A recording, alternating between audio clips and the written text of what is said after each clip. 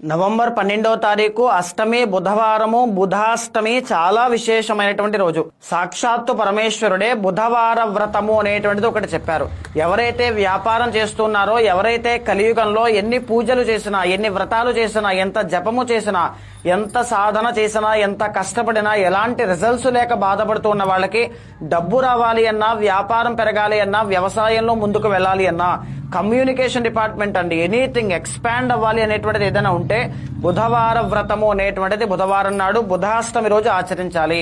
ఇదే కాకుండా ఒకవేళ చేయలేని వాళ్ళు ఏం చేయాలి అంటే ఆ రోజున నవగ్రహాల్లో బుధుడికి అభిషేకం చేయించడము, కేజీంపావు పెసలు దానంగా ఇవ్వడము తప్పకుండా చేయాలి.